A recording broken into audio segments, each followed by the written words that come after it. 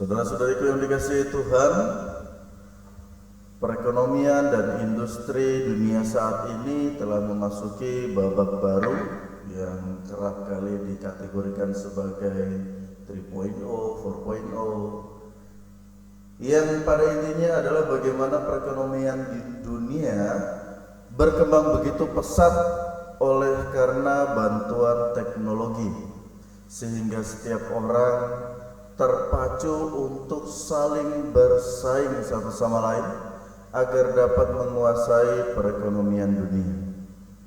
Nah, oleh karena persaingan perekonomian pasar ini membuat setiap orang pun juga ingin agar mereka menjadi yang pertama. Lantas pertanyaannya, apakah persaingan itu baik atau tidak baik? Tentu kita mesti melihat kembali apa tujuan dan cara orang yang ingin bersaing. Dalam bacaan Injil, kita mendengar bersama bagaimana para murid mempersoalkan siapa yang terbesar di antara mereka, yang tidak lain adalah siapa yang akan ditunjuk Yesus untuk menjadi wakilnya di dunia untuk menguasai orang-orang atau pengikut Yesus. Atau dengan kata lain, siapa yang akan diutus Yesus untuk memerintah orang-orang yang percaya kepadanya. Tujuan para murid jelas, mengikuti Yesus untuk mengambil hati dan kuasa untuk memerintah para murid Yesus yang lain. Dan juga cara mereka dalam mencapai itu adalah dengan berseteru satu sama lain. Tentu persaingan ini tidak baik dan tidak tepat, sehingga Yesus membuat analogi terbalik.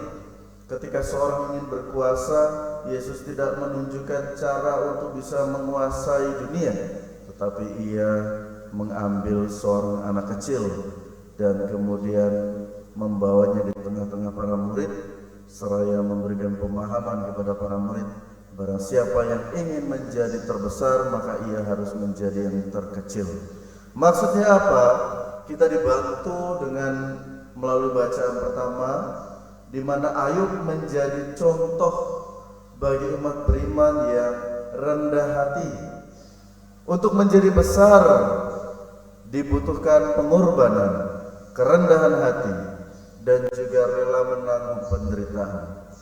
Tidak semua orang bisa memahami hal ini, karena menurut para murid, menjadi kepercayaan Yesus adalah menjadi orang yang berkuasa.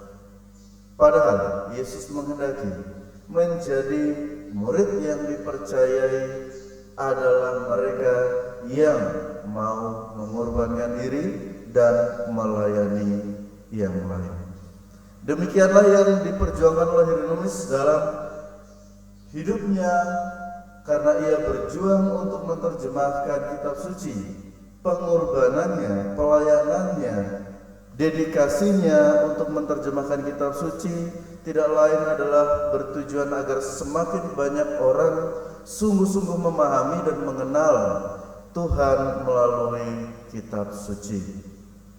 Kita pun diajak dari hari ke hari untuk tak jemu mendengarkan pun juga membaca sendiri kitab suci, agar kita semakin mengenal apa yang Tuhan kehendaki atas hidup kita masing-masing. Dan kiranya dengan semakin mengenal Tuhan, kitanya bukan semakin menjadi aku atau sombong dengan